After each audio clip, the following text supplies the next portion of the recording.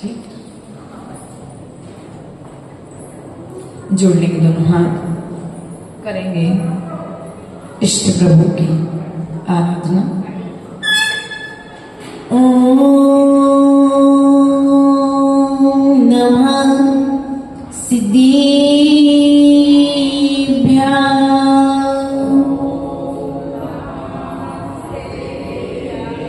ओम नमः सिद्धिभ्यां।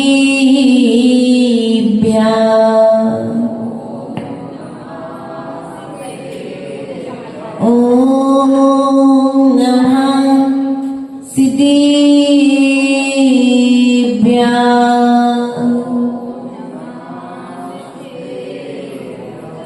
नमो हरिहन्ताणं, नमो सिद्धाणं, नमो आयुर्याणं, नमो अज्ञायाणं, नमो लोये सब्बसागुणं।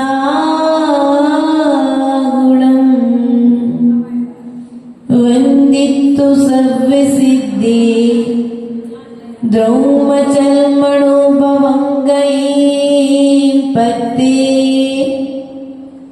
भोज्यामि समये पावड मिडमो स्वय केवली बणिदम्। गुरुवापान्तिनो नित्यम् ज्ञानदर्शननायिका चारित्राण गम्भीर मोक्षमार्गे उपदेशिका। ये शास्त्री राजयति उत्तम शास्त्र प्यारा, जो भी लिखा सच लिखा गुरु ने उचारा। जो जो रहस्य इसमें गुरु आप खोलो, मैं मौन हूँ अभी यहाँ गुरु आप बोलो। बोले अनंत अनंत सिद्ध परमेश्वरी भगवान की, देवादिदेव मूल नायक आदिनाथ भगवान की, शासन नायक महावीर स्वामी की, आचार्य भगवंत कुंद कुंद स्वामी की, आचार्य भगवंत विराट सागर जी महाराज की, आचार्य भगवंत 108 विशुद्ध सागर जी महाराज की, आचार्य गुरु अनय चक्रवर्ती 108 विभव सागर जी महाराज की, द्वादशांग जिनवाणी माता की।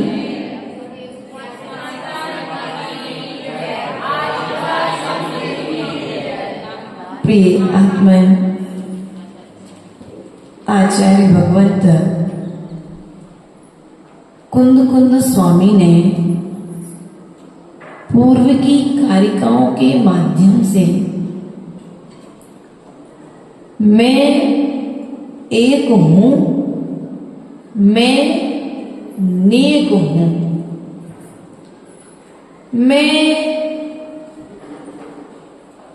रूपी द्रव्य नहीं हूं, मैं स्वरूपी द्रव्य हूं। मैं रस रूप गंध से रहित हूं। किससे रहित हूं? रस रूप गंध और वर्ण से रहित हूं। मैं जीव हूं, मेरा पर से कोई नाता नहीं है। ये जो संबंध दिख रहे हैं, ये संबंध मात्र इस पर्याय के संबंध हैं। इस पुद्गल द्रव्य के संबंध है, जीव तो अनादि काल से निर्बंध है। जीव तो अनादि काल से निराकुल है। ये जो विकल्प उत्पन्न हो रहे हैं, यह पुद्गल के निमित्त से हो रहे हैं। ये विकल्प मुझे मेरी स्वभाव की यात्रा से रोके हुए हैं। प्रिय बंधु, मैं अकेला हूं और मुझे अकेले ही जाना है। जब मुझे अकेले ही जाना है तो प्रमाद सहज होकर के जाना है कि प्रमाद से रहित होकर के जाना है। तो ये जो प्रमाद से सहित अवस्था है, यह अशुद्ध अवस्था है। आचार्य भगवंत कारिका नंबर 6 के माध्यम से आज हमारे लिए प्रमत्त और अप्रमत्त अवस्था का वर्णन करने जा रहे हैं। प्रमत्त अवस्था व्यवहार में होती है। प्रमत्त अवस्था अशुद्ध अवस्था है। प्रमत्त अवस्था प्रमाद की अवस्था है, अर्थात प्रमाद के त्याग की तैयारी चौथे गुण स्थान से प्रारंभ होती है। प्रमाद के त्याग की तैयारी कौन से गुण स्थान से होती है? प्रमाद कौन कौन से गुण स्थान में होता है? तो पहले गुण स्थान से 6वें गुण स्थान तक प्रमाद होता है। 7वें गुण स्थान से लेकर के 14वें गुण स्थान तक जीव अप्रमत्त अवस्था को प्राप्त होने का पुरुषार्थ करता है। प्रिय बंधु, हमें प्रमाद से रहित होना है। प्रमाद 15 प्रकार के होते हैं। कितने प्रकार के होते हैं बेटा? प्रमाद 15 प्रकार के होते हैं।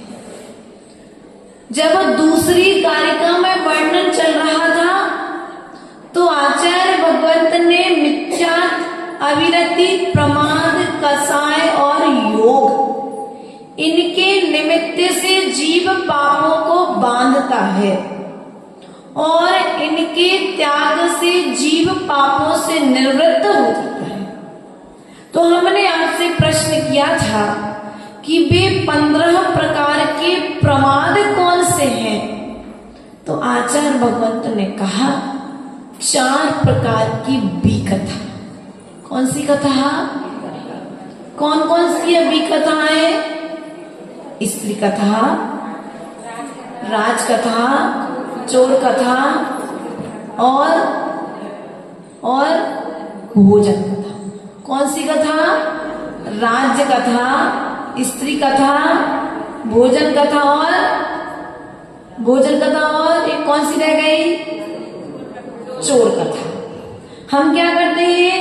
इन 4 कथाओं में लीन रहते हैं। रहते कि नहीं रहते? चोर कथा और बाकी और कथाओं से तो फिर भी बच जाएं। राज्य कथा से बच सकते हैं, चोर कथा से फिर भी व्यक्ति कम करता है, लेकिन भोजन कथा और स्त्री कथा में व्यक्ति का जीवन व्यतीत हो रहा है।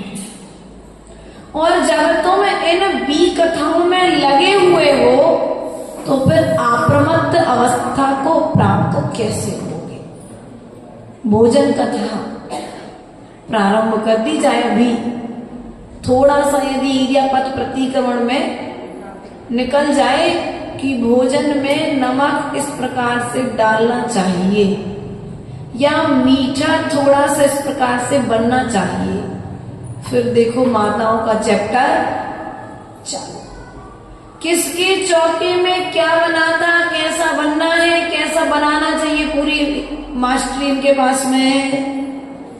भोजन कथा करने में समय किसी स्त्री के विषय में यदि मौका मिल जाए बोलने का, प्रशंसा नहीं, बुराई, क्या बुराई करने का मौका मिल जाए तो हम क्या करते हैं, बोलो तो सब काम छोड़ करके बुराई प्रारंभ। तो क्या है, ये जो बी कथा में हमारा मन लग रहा है ना, ये हमारा अनादिकाल का संस्कार है और ये संस्कार हमारे लिए प्रमाद से रहित नहीं होने दे रहा है। चोर कथा, हम किसी ने कभी चोरी की, उस संबंध में कथा करना, उसकी चर्चा करना, या हम छोटे धर्म के कार्यों से चोरी कर रहे, हमें चौका नहीं लगाना पड़े, चोरी कर रहे, माता जी पास नहीं आ रहे ना, हम नियम दे देंगे, नियम से चोरी कर रहे, हम धर्म से चोरी कर रहे, धर्म से बचने का पुरुषार्थ कर रहे, किसी एक व्यक्ति के गुणों को ढांक करके उनके अवगुणों का बखान कर रहे, ये चोरी तो है एक प्रकार से। किसी के गुणों को छुपा रहे, जानते हुए भी किसी में कोई गुण है तो क्या कर रहे, उसे दोष है, बी कथा के अंतर्गत है। अंजन चोर को चोर कहा गया, लेकिन ग्रंथों में उसके गुणों की चर्चा है, अवगुणों की चर्चा। अंजन चोर ने जीवन भर चोरी की, लेकिन शास्त्रों में जब समंत्रभद्र स्वामी को लिखना पड़ा तो उसने जीवन भर चोरी की, उस बात को ढांकने के लिए उन्होंने निसंकेत अंग में अंजन चोर का नाम लिख लिया। गुणों की चर्चा करी, ग्रंथों में आए हैं ना, आए ना अंजन चोर का नाम। कई बार मोनो एक्टिंग वगैरह जब होती है, एक्टिविटीज बच्चों को बोला जाता है तो बच्चे करते भी हैं, पुरुषार्थ तो प्रयास और पुरुषार्थ करो कि इन बी कथाओं से बचो। हमने अनादिकाल से राज्य की कथा, अब नरेंद्र मोदी क्या कर रहा है, क्या नहीं कर रहा है, क्या होना चाहिए, क्या नहीं होना चाहिए, अब क्या कर रहे, अपने दिमाग से स्वयं सोच रहे हो। तुम्हारे सोचने से कोई फर्क पड़ने वाला काहे को जबरदस्ती अपना समय बर्बाद कर रहे।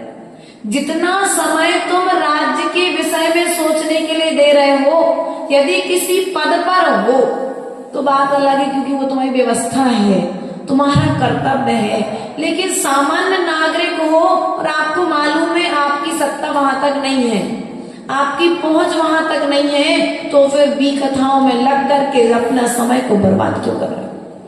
जितना समय तुम बी कथाओं में दे रहे हो, उतने समय को अपने स्वरूप के रूप में दो ना, स्वरूप की यात्रा को करने में दो ना। यदि स्वरूप की यात्रा में करने में दोगे तो कर्म के बंध से बचोगे। आचार्य भगवान कह रहे हैं 5 इंद्रिय के विषय, 15 प्रकार के प्रमादों में 4 बी कथा और 4 कसाय, 5 इंद्री, 1 निद्रा और 1 स्नेह। 4 बी कथा, 4 कसाय, 5 इंद्री, 1 निद्रा और 1 स्नेह। इस प्रकार से 15 प्रकार के प्रमाद जो हैं, तो 5 इंद्रियों के विषय में हम पूर्व में आपको बता चुके हैं कि इन 5 इंद्रियों की दासता हम अनादिकाल से करते आ रहे हैं। जो इंद्रियां चाहती हैं वो मत दो, यदि कर्म से बंध होने के लिए चाहती है तो वस्तु लाके दो। यदि ये इंद्रियां तुमसे अपने विषयों की पूर्ति चाहती हैं तो ला करके मत दो, क्योंकि माता पिता क्या करते हैं, अपने बच्चों को वही वस्तु प्रदान करते हैं जिस वस्तु को देने से बच्चे का भविष्य बनता है। जिस वस्तु को देने से बच्चे का भविष्य बिगड़ जाए, वह वस्तु भी माता पिता अपने बच्चे को नहीं देते हैं।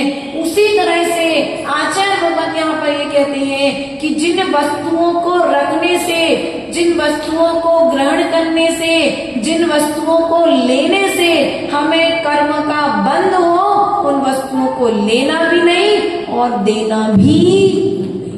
कर्म बंध से बच जाओगे, विकथा से बच जाओगे। तुम्हारे घर में जितनी सामग्री है विकथाओं को करने वाली है, एकाध सामग्री ऐसी रखी जो सुकथा को करने वाली हो। ये जो समय सार है, समय सार स्वरूप की यात्रा है, अर्थात स्वरूप की कथा इसमें लिखी गई है। इसलिए हमारे स्वरूप का साधन है, अर्थात सिद्धालय जाने का साधन है कौन? समय सार। इसलिए प्रिय बंधु, हम प्रमाद से बचें। निद्रा क्या है? प्रमाद है। दिन में भी सोना, रात में भी सोना। कई कई लोगों को तो इतनी आदत होती है कि दुकान पे को चलाते चलाते ग्राहक नहीं है तो माताएं प्रवचन सभा में है। हमारे पास तो मैंने बहुत कम देखा भी, बहुत कम लोगों को सोने देते हैं प्रवचन में, क्योंकि नींद इसलिए नहीं आती क्योंकि हम पूछते रहते हैं। हमारी दादी जो थी ना, जब कहानी सुनाती थी रात को, तो वो कहती थी हूं का देते रहना, तो करते रहो। तो हम क्या करते हैं, आप लोग को सोने नहीं देते, एक बार पूछ लेते भैया जग रहे के हूं का, तो हूं का देते रहोगे तो क्या होगा, नींद नहीं आएगी। तुम्हें लगेगा कि माता जी हमको कुछ सुना रही हैं, हमसे बात कर रही हैं। प्रिय बंधुओं, आचार्य भगवत कहते हैं कसाय से बचो। किससे बचना है? कसाय से बचना है। कसाय से कैसे बचोगे? कसाय के कितने भेद बताए थे? 4 और भेद रूप में 25। कितने भेद है कसाय के?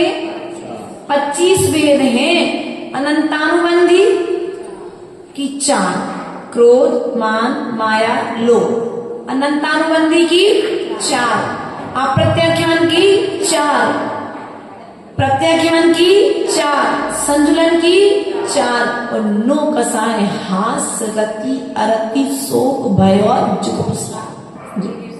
स्त्री वेद, पुरुष वेद और नपुंसक वेद। इस प्रकार से कसाय 25 होती हैं। उन 25 कसायों को करने के लिए हमारा समय जा रहा है।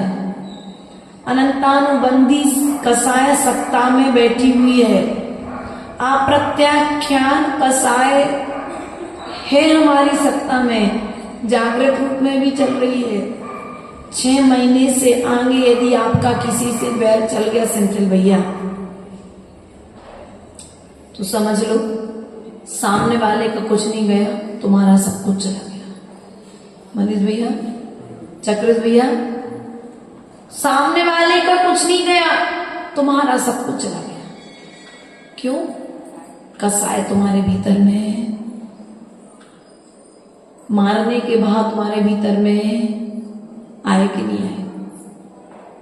बदला लेने के भाव तुम्हारे भीतर में आए कि नहीं आए? जब तक मैं बदला नहीं लूंगा तब तक मैं बात यही करते ना माताओं, यही करते ना व्यापार में, दुकान में। बदले का भाव नहीं है और बोलचाल नहीं है तो सुनो, सत्त्वेषु मैत्रीं गुणेषु प्रमोदम् क्लिष्टेषु जीवेषु कृपापरत्वम्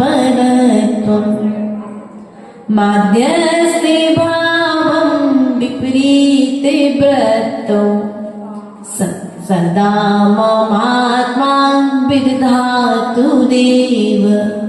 क्या कहा? माध्यस्थ भावं विपरीत व्रतौ। क्या कहा? बोलो तो। हाँ, इसलिए पूछा क्योंकि ये आप लोग दिन रात यही हो रहा है ना। गृहस्थी में हो तो दिन रात यही होता है। इसलिए सबके मन में प्रश्न नहीं आता है कि बोलचाल तो हमारा बंद है लेकिन हमारे मन में कसा है। लेकिन बोलचाल बंद होने का कारण क्या है?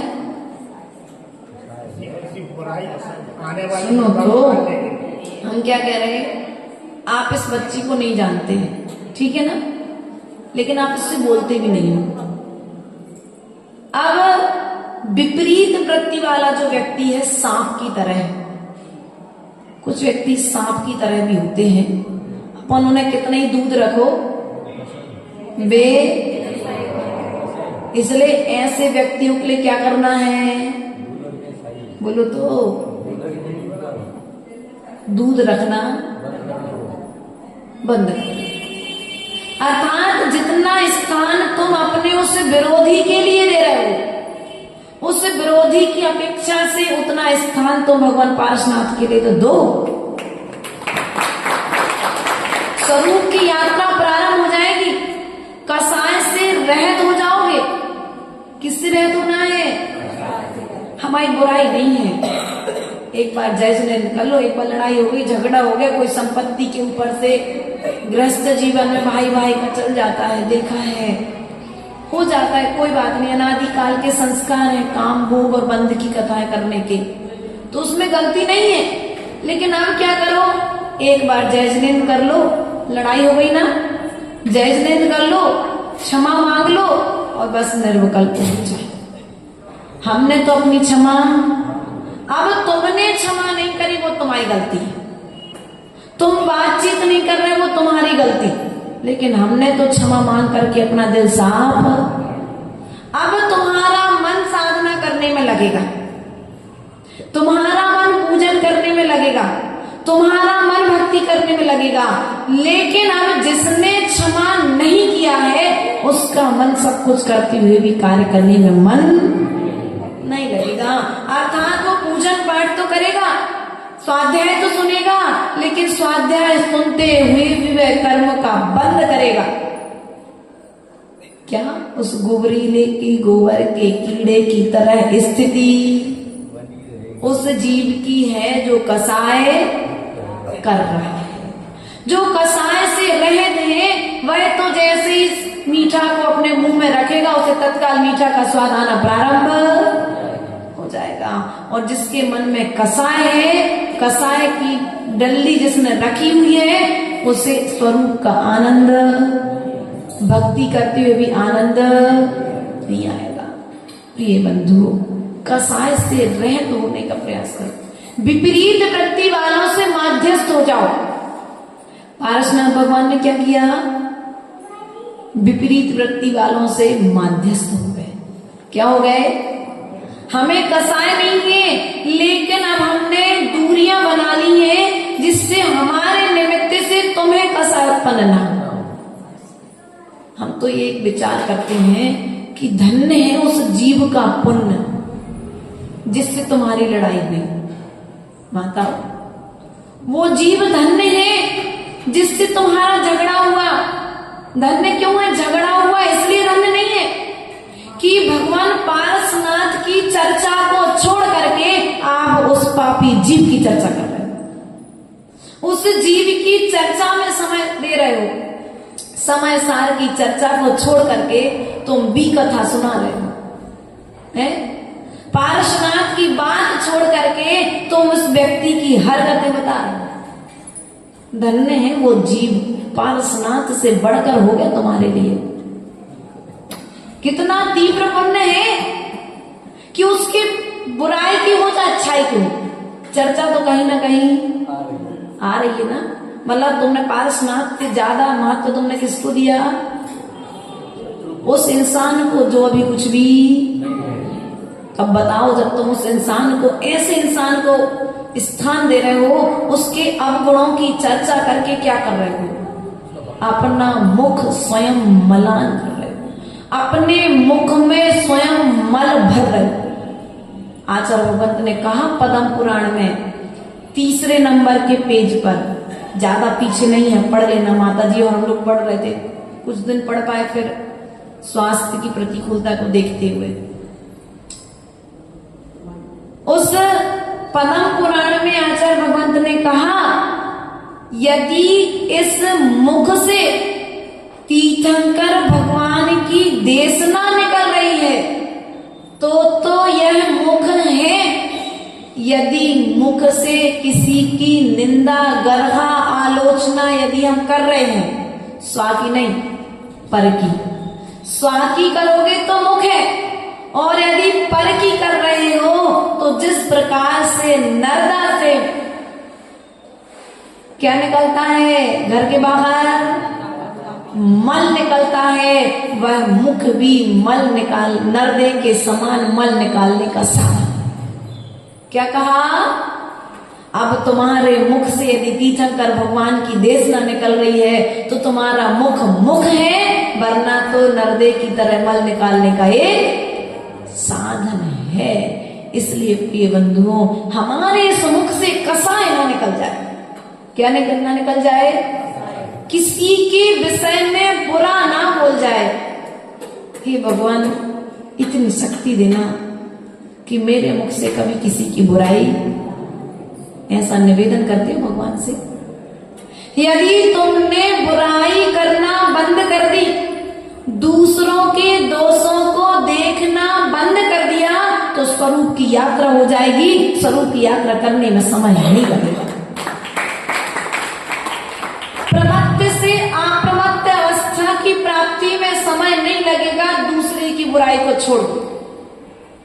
ये जो बी कथा है ना, आचार्य भगवान कह रहे प्रमत्त अवस्था, ये बी कथा मुझे संसार में डालने वाली है। आचार्य भगवान कहते हैं, नबी हो दी अपमत्तो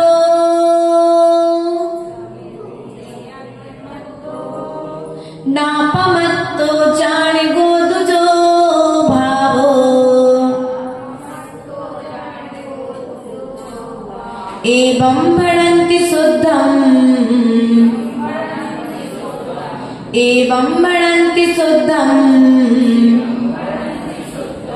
नादो जोसो दुसो चीव। अर्थात आचार्य भगवत कहते हैं कि यह जो आत्मा है, नवी होदी अपमत्तो नहीं है। क्या नहीं है, अपमत्तो, अप्रमत्त नहीं है। ना प्रमत्तो जाने गोदुसो भावो, यह आत्मा ना तो अप्रमत्त है और ना ही प्रमत्त है। किस अवस्था में, जो व्यवहार नय की अपेक्षा से यह जो आत्मा है वह अप्रमत्त है। क्या है, अप्रमत्त है। व्यवहार नय की अपेक्षा से आत्मा प्रमत्त है और निश्चय नय की अपेक्षा से आत्मा ना तो प्रमत्त है और ना ही अप्रमत्त है। अर्थात शुद्ध स्वरूप है। कैसी है, शुद्ध स्वरूप है। निश्चय नय अर्थात जहां पर आचार्य भगवान कहते हैं नय किसे कहते हैं, क्या कहा, नय किसे कहते हैं, वक्ता के अभिप्राय को नय कहते हैं। क्या कहते हैं, अभिप्राय को नय कहते हैं। उसकी जो कथन शैली है वह किस अपेक्षा को लेकर के प्रस्तुत की जा रही है, उस बात को नय कहते हैं। नय कितने होते हैं, दो। अभी यहाँ पर दो नय की चर्चा है। कितने, वो तो तत्वार सूत्र के 33वें सूत्र में अलग है चर्चा, भेद रूप में अपन बाद में पढ़ेंगे। नय कितने होते हैं, दो। व्यवहार नय और निश्चय नय। व्यवहार नय में भेद की व्यवस्था है। किसकी व्यवस्था है, भेद का कथन जो होगा वह व्यवहार नय में होगा, लेकिन जो अभेद का कथन होगा, किसका कथन, किसका कथन, पीछे वाली माताओं, अभेद का कथन निश्चय नय में होगा। कौन से नय में होगा, व्यवहार नय भेद को बताता है और निश्चय नय अभेद को बताता है। अर्थात अब जहां पर कोई भेद शेष नहीं है मैं कौन हूं? बोलो तो। आत्मा। मैं कौन हूं? जीव। मैं कौन हूं? जीव। लेकिन एक इंद्री हूं, दो इंद्री हूं, तीन इंद्री हूं, चार इंद्री हूं, पंच इंद्री हूं, ये बताने वाला कौन है? व्यवहार। ये कौन बताएगा? भेद जहां पर आ गया वहां पर व्यवहार में आ गया। मैं त्रयंच हूं, मैं नारकी हूं, मैं मनुष्य हूं, मैं देव हूं।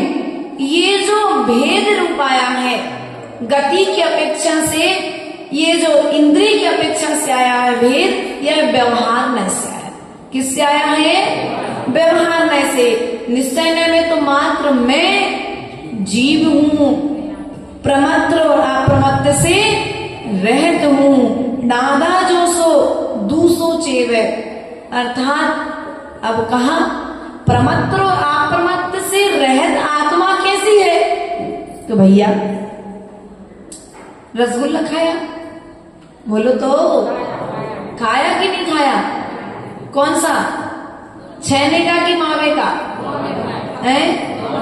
गुलाब जामुन आया स्वाद? थोड़ा सा आंख बंद करो। आ गया ना स्वाद? कैसा लगा? बोलो तो। अब मीठा कैसा लगा? अब मीठा कैसा लगा बताओ? मीठा कैसा लगा ये नहीं बता सकते ना। उसी प्रकार से प्रमत्र और अप्रमत्त अवस्था से रहित आत्मा कैसी है ये बताया नहीं जा सकता। ये अनुभव का विषय है। ये अनुभव का विषय है कि आत्मा प्रमत्त और अप्रमत्त अवस्था से कैसी है। क्योंकि माता जी भाई प्रश्न करेंगी, इतना नहीं करेंगी तो नीचे करेंगी। माता जी प्रमत्त और अप्रमत्त अवस्था कैसी होती है?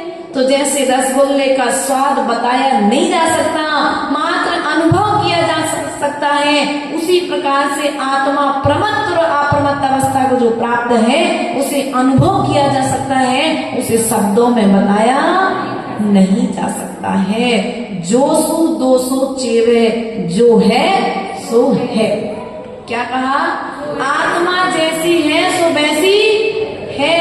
कसायों के निमित्त से कर्मों से बन रही है, प्रमाण के निमित्त से कर्मों से बन रही है। बाकी तो आत्मा निर्बंध थी, है और रहेगी। संसार छूटेगा।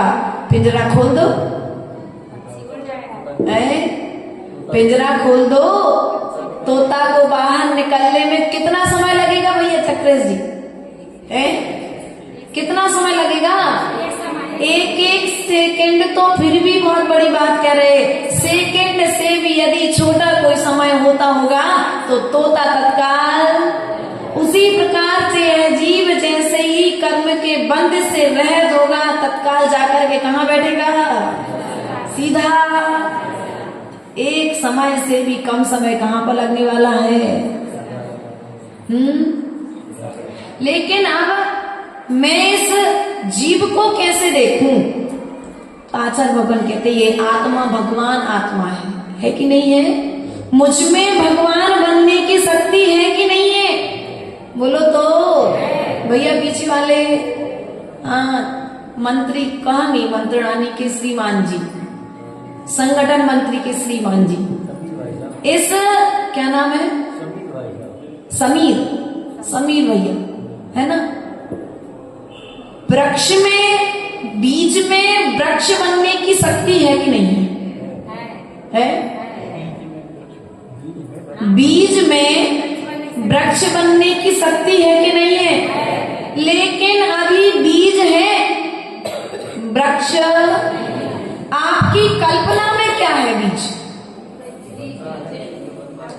एक शिल्पीकार के लिए पाषाण में प्रतिमा दिख रही है, एक किसान के लिए बीज में वृक्ष दिख रहा है, कुम्हार के लिए मिट्टी में घड़ा दिख रहा है। उसी प्रकार से आचार्य भगवंत कहते हैं इस मनुष्य पर्याय में आचार्य भगवंत को तुम में भगवान दिखा।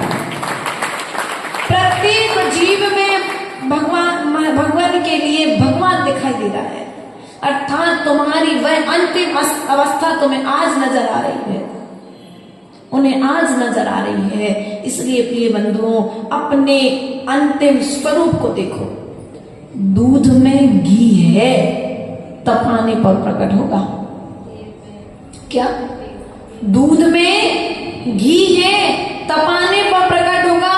तपेगा नहीं तो दूध से घी मिलेगा नहीं। उसी प्रकार से जो 12 तप बताए गए हैं अंतरंग और बहिरंग रूप से, जब तक उन तपों का पालन होगा नहीं तब तक है आत्मा शरीर से रहित होगी नहीं। जल गर्म है, बोलो तो। जल गर्म है कि ठंडा है? बोलो तो। बुराई है क्या? भैया बीच वाले भैया क्या नाम? हाँ, आपसे पूछ रहे हैं। संजय भैया, पानी ठंडा है कि गर्म है? ठंडा है, ठीक स्वभाव से। लेकिन अग्नि का संयोग हो गया है, लेकिन थोड़ी सी हवा मिल जाए है? आपने कहा ना ये बात, पानी को हवा का संपर्क मिलने पर शीतल होने में समय, अग्नि का संपर्क होने पर गर्म होने में समय। उसी प्रकार से कर्मों के संयोग से आत्मा को संसार में भटकना पड़ रहा है, और जैसे ही समय सार का संपर्क मिलेगा तो संसार से छूटने में समय नहीं लगेगा। इसलिए प्रिय बंधुओं, जो जल का स्वभाव है शीतल, कर्मों के कारण यह जीव संसार में भटक रहा है। जैसे पानी के संयोग से जल गर्म हुआ है, लेकिन श्रद्धा में तो यह बैठा हुआ है ना, अपनी श्रद्धा में यह बैठा हुआ है कि जल गर्म नहीं है, जल का स्वभाव तो क्या है? श्रद्धा में बैठा है ना कि जल का स्वभाव तो शीतल ही है। उसी प्रकार से श्रद्धा में बात भी बैठा लेना कि प्रत्येक जीव में भगवान बनने की शक्ति है। कर्म के उदय से वह संसार में भटक रहा है। कर्म छूटेगा, कर्म टूटेगा, कर्म का संपर्क जब फूटेगा तो क्या होगा? जीव भगवान बन के ऊपर जाकर के विराजमान। कर्म का उदय है, जो आज तुम्हारे प्रतिकूल है ना, बेकल तुम्हारे अनुकूल हो जाएंगे। जो आज हमारी सभा में नहीं है ना, जब हम समूसण में बैठेंगे ना तो सब हमारी सभा में आ जाएंगे। चिंता नहीं करना। आज तुम्हारी जो बात नहीं मानते हैं ना, वे सब तुम्हारे चरणों में हाथ जोड़ करके खड़े रहेंगे। तुम समय सार का आचरण करना प्रारंभ तो करो, चिंता मत करो। तुम स्वरूप की ओर अभिमुख तो हो। किसकी ओर? अपने स्वभाव की ओर तो जाओ। तुम रसगुल्ला बनाओ तो चींटियों को आने में समय नहीं लगेगा। चींटी अपने आप, और मिर्ची बिछाओ सो है सब लोग है। चूहा आएंगे कतरने। जो ये चूहे आ रहे हैं ना, एक तो तुमने क्रोध किया और वो चूहे आकर के तुम्हें कर्म का बंध करा रहे हैं। तुम्हारे कर्म तुम्हें कतर रहे हैं। क्या करते हैं चूहे? कपड़े को कतरते हैं, क्या करते? बर्बाद। उसी प्रकार से हम ये कर्मों के द्वारा कतरे जा रहे हैं, और कतरने के बाद हम क्या कर रहे हैं? अपनी जिंदगी को बर्बाद क्या करके? मात कसाय करके। प्रत्येक व्यक्ति सोचता है कि समाज हो चाहे परिवार हो, मेरे अनुसार चले। सोचते ना चक्रेश भैया? आप घर के बड़े हो, संजय भैया, एक बार विकल्प तो आता है घर में कि मैं घर का बड़ा हूं तो मेरी बात मानी जाए। कुंद कुंद सुमी के चिंता मत करो, तुम्हारी बात मानी जाएगी, बस तुम हमारी बात मानो। क्या? तुम्हारी बात मानी जाएगी, लेकिन तुम हमारी बात मान लो बस। देखो, आप हमारे साथ बैठे हो और हाथ जोड़ के खड़ी रहती भैया महिला मंडल, सिंसिल भैया, मनीष भैया, आप लोग हाथ जोड़ के खड़े रहते। चक्रेश भैया, माता जी कोई आज्ञा हो तो क्यों? क्योंकि हम कुंद कुंद स्वामी की बात मान रहे हैं, इसलिए आप हमारी बात को मानने। और यदि हम इनकी बात नहीं माने तो फिर आप भी हमारी बात नहीं मानोगे। प्रिय बंधु, स्वरूप की यात्रा करना प्रारंभ करो। क्या करना है? स्वरूप की यात्रा करना प्रारंभ करो। आचार्य भगवंत कहते हैं, उमा स्वामी ने कहा है, सम्यक दर्शन ज्ञान चारित्राणी मोक्ष। क्या कहा है? मोक्ष मार्ग। आचार्य भगवान कहते हैं सम्यक दर्शन अकेला मोक्ष नहीं है, सम्यक ज्ञान अकेला मोक्ष नहीं है, सम्यक चारित्र अकेला मोक्ष। हाँ, 13वें गुण स्थान तक ज्ञान की पूर्णता है। कौन से गुण स्थान तक? 13वें गुण स्थान तक ज्ञान की पूर्णता है। और 14वें गुण स्थान की यात्रा चारित्र से होती है। कैसे होती है? 13 गुण स्थान की यात्रा ज्ञान से होती है और 14वां गुण स्थान चारित्र से होता है। इसलिए प्रिय बंधुओं, ज्ञान कम हो चलेगा, लेकिन चारित्र कम नहीं होना चाहिए।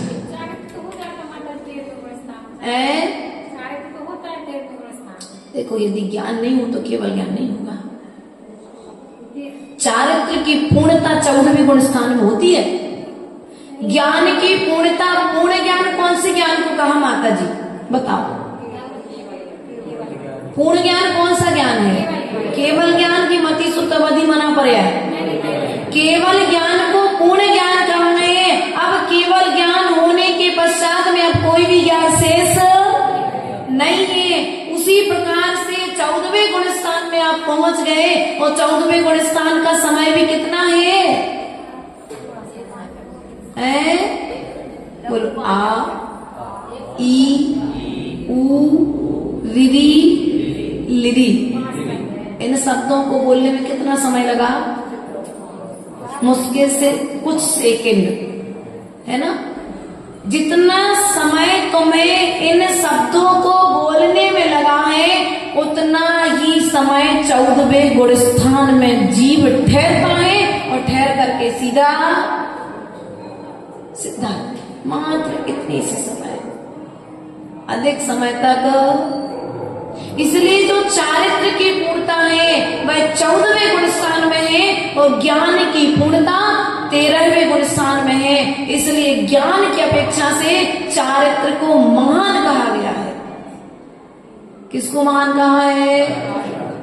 ज्ञान कम हो लेकिन चारित्र निर्दोष होना चाहिए। थोड़ा हो लेकिन निर्दोष। क्या? खूब व्रत मत करो। रविवार में, दिन में, महीने में 4 व्रत करो मात्र। अष्टमी चतुर्दशी ज्यादा मत करो, लेकिन 4 भी करो तो ऐसे करो कि भी चतुर्गति के चक्कर को काट दे, चतुर्गति में फंसाना दे।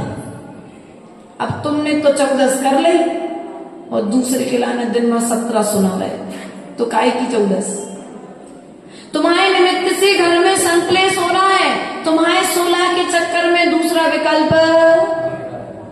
आज पता है बच्चे क्यों नहीं कर रहे धर्म? बोले माता जी हमने देख लो दादी हरों को धर्म, मम्मी हरों को 16 दिन भर घर में किच किच किच किच किच किच। हाँ होता है, देखो बुरा मत मानना, लेकिन हम आपसे ऐसा कह रहे हैं कि धर्म तो करो, लेकिन धर्म करते हुए, तुम्हारा धर्म करते हुए दूसरे को विकल्प ना हो जाए, ऐसा धर्म मत करो।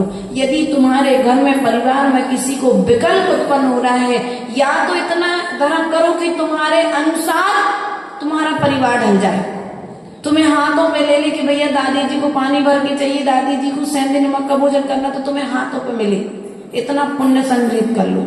और जब पुण्य नहीं है, वो पुण्य के सृजन के लिए यदि तुम धर्म कर रहे हो, सुनो माता, पुण्य नहीं है, पुण्य के सृजन के लिए यदि धर्म कर रहे हो तो फिर ऐसा करो कि तुम्हारे धर्म से किसी को प्रॉब्लम। अब फिर ऐसी स्थिति है कि जिनको नहीं करना है वो करने भी नहीं देना है, तो ऐसे जीवों का ठेका लेके अपन अपनी यात्रा बंद नहीं करना। लेकिन दोनों तरफ की बात कह रहे हैं, क्योंकि स्यादवाद है जैन धर्म, एकांत नहीं है। हम तुम्हारे पक्ष की भी बात कहेंगे तो दूसरे की पक्ष की भी बात कह सकते हैं। अगर बच्चे धर्म करना नहीं चाह रहे कोई बात नहीं, लेकिन अपने धर्म को नहीं छोड़ना, अपने धर्म को छोड़ना भी नहीं और तुम्हारे धर्म को देख करके उन्हें चिड़चिड़ी पैदा ना हो, ऐसा काम नहीं करना।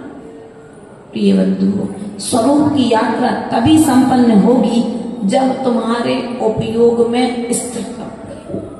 किसमें स्थिरता होगी? उपयोग में स्थिरता होगी। सोना चाहिए? सोना, सोनो, सो भी नहीं, सोनो कह रहे जो गले में पहनते हो, अंगूठी बनवाते हो, चाहिए?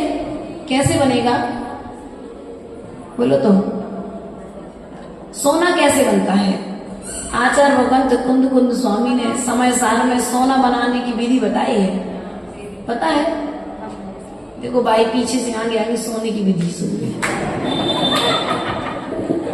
क्या सोना बनाने की विधि आचार्य भगवंत ने बताई है? हस्तनी का मूत्र, हाँ लिख लेना जिनको बनाना हो।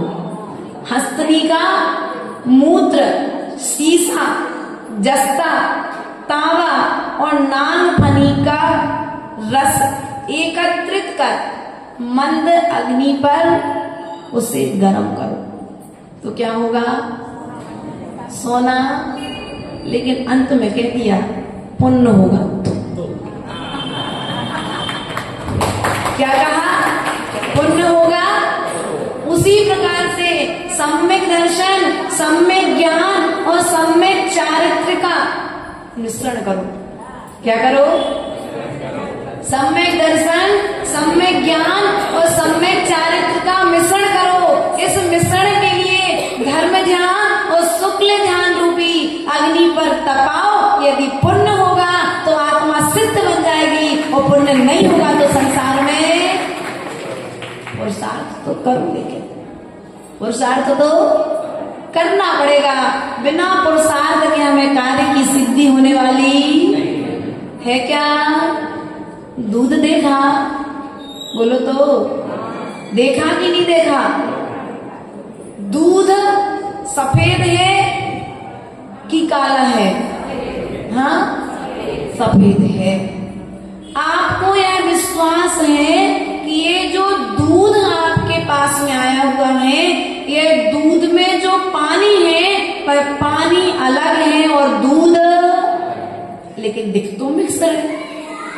अभी नींबू का सहयोग नहीं किया आपने, लेकिन फिर भी श्रद्धा में बोलो तो बुराई है क्या हमसे आप लोगों की?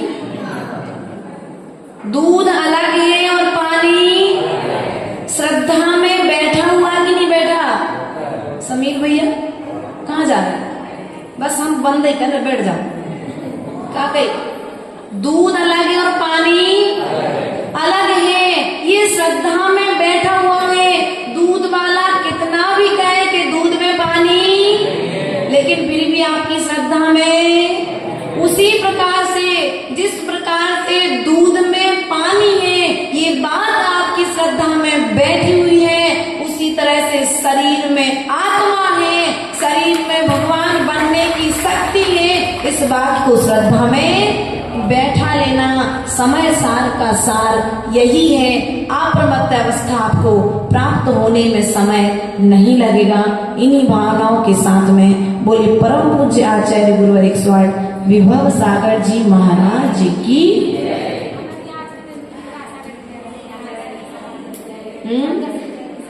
14 के दिन 4 जुलाई को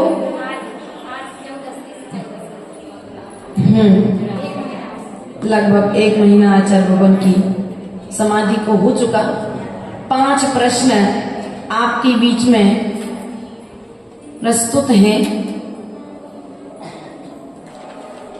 15 प्रकार के प्रमाण कौन बताएगा?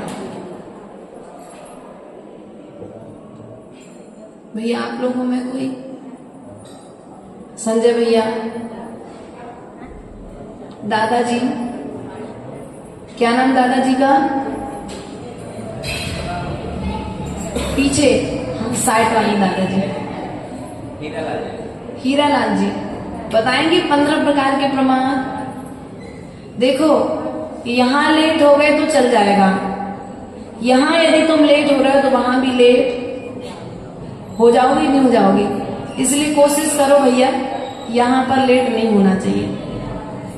पेन ला लो बेटा 5 नीचे से, माता जी के कमरे में रखिए। 15 प्रकार के प्रमाद सुनाओ सिलसिल भैया। चार दशाएं, 5 इंद्रियां, एक, इसमें 14 हुए। एक निद्रा, बहुत बढ़िया सुनाए, तालियां नहीं बजाओगे? हाँ, ले लो। अब बीज में क्या है? बताना नहीं? हाँ, सुन लिया। बताओ भैया चक्रेश जी, आप लोग से पूछेंगे। बीज में वृक्ष बनते हैं। मिट्टी में नहीं, बीज में वृक्ष, मिट्टी में कलश, और दूध में घी, और कौन कौन से उदाहरण दिए थे? पाषाण में प्रतिमा, बहुत बढ़िया। उसी तरह से हमारी आत्मा में भगवान बनने की शक्ति है। आर्य आपकी गिफ्ट जब तक आती है। हाँ, प्रश्न नंबर अगला है आपसे, जल उष्ण है, आप इसे कैसे जानते हैं? और सुनाओ दादी माँ। जल शीतल है मगर अग्नि के ताप में गर्म है। उसी तरह से अपनी आत्मा में तपाने से, मारा नमों से तपाने से आत्मा में जल हो सकती। बहुत बढ़िया। फिर भी लगभग जिस प्रकार से जल अग्नि के संयोग से उष्ण हुआ है, उसी प्रकार से कसायों के संयोग से यह आत्मा उष्ण हुई है, अर्थात कर्मों को बांध रही है। लेकिन जैसे ही समय सार की शीतल हवा मिलेगी तो शीतल होने में समय नहीं लगेगा। बहुत अच्छा उत्तर दिया दादी, स्वयं ताली बजा रही अपने लिए। चलिए, प्रश्न नंबर अगला है आपसे, आचार्य भगवंत कुंद कुंद स्वामी ने कितने पाहुड़ लिखे? दे दे, दादी को दे दो, एक चक्र भैया को दे दो, दे आओ भैया। आचार्य भगवंत कुंद कुंद स्वामी ने कितने पाहुड़ लिखे? सुनो भाभी जी। 84 पाहुड़। कितने? 84 पाहुड़ लिखे। बहुत बढ़िया, आपने उत्तर दिए, ताली बजा दो उनके सम्मान में। आचार्य भगवंत कुंद कुंद स्वामी ने समय सार ग्रंथ कितने वर्ष पूर्व लिखा? हमें नहीं पता, बताएगा कोई? देखो, पहले दिन से आज तक के प्रवचन कहीं से ही पूछ सकते हैं। हाँ बताओ दादाजी, खड़े तो हो जाओ।